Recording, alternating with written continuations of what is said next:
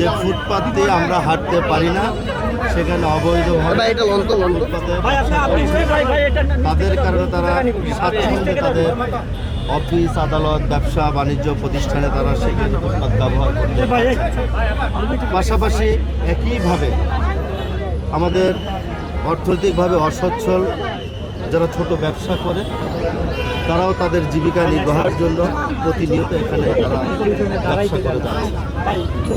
এখানে কিছুদিন আগে বিভিন্ন রাজনৈতিক দলের প্রতিনিধিরা এখানে এসে ফুটপাতে ব্যবসা যারা করছেন তাদেরকে ডাইরেক্টলি তাদেরকে বলেছে তারা 2 ঘন্টার মধ্যে তাদেরকে এখান থেকে উচ্ছেদ করে দেবে।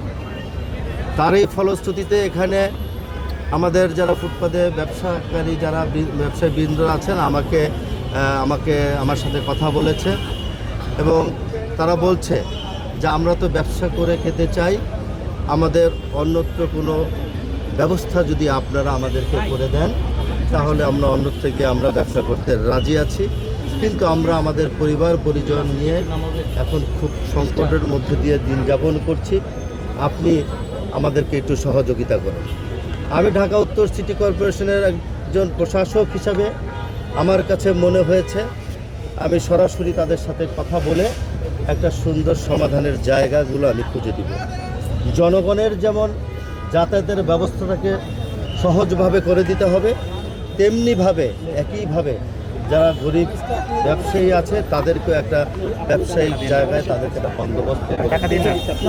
কয়েকদিন আগে যারা ধর্ম নিয়ে ব্যবসা করে এবং আজকে আমাদের ফুটপাতে ব্যবসারত তাদের কিনে তারা ব্যবহার করছে, তাই মাননীয় প্রধানমন্ত্রী আমাকে নির্দেশ দিয়েছেন, আমি সেই নির্দেশ অনুযায়ী যাতে জনগণের হাঁটা চলার সুবিধার জন্য যতটুকু করা দরকার এবং মানবিক কারণে আমাদের গরিব ব্যবসায়ীদেরকে আমরা যাতে প্রতিষ্ঠিত করতে পারি, অন্যত্র কোথায় ব্যবসার সুযোগ করে দিতে পারি, সেই কারণে আজকে এখানে পরিদর্শন করতে আসা।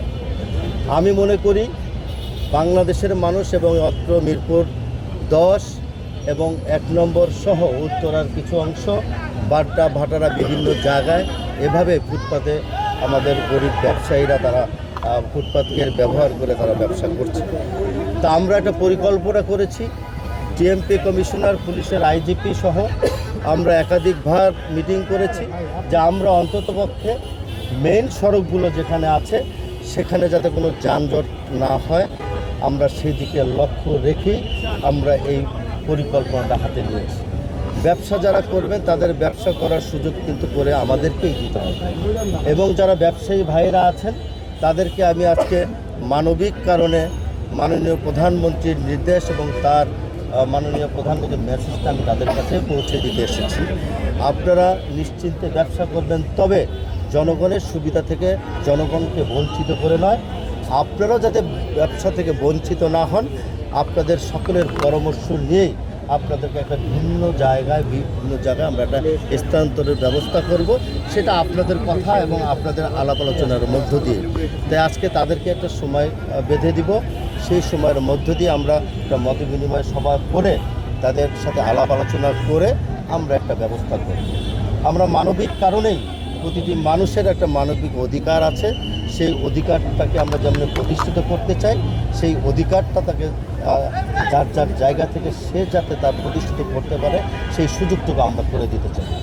আমরা চাই সবাই মিলেমিশে ঢাকা উত্তর সিটি কর্পোরেশন একটা দুর্গন্ধমুক্ত সিটি কর্পোরেশন থাকবে, আধুনিক বাসযোগ্য একটা সিটি কর্পোরেশন আমরা সবাইকে নিয়ে উপহার দেব। এই কারণে আজকে এখানে পরিদর্শন করতে এসেছি। আপনার সাংবাদিক বন্ধুরা নিজেরাও দেখেছেন, আপনারা আপনাদের পত্রিকা, আপনাদের টিভি চ্যানেলের মাধ্যমে, বিভিন্ন প্রতিবেদনের মাধ্যমে আপনার এই ফুটপাতের বিষয়টা কিন্তু সামনে নিয়ে আসছে।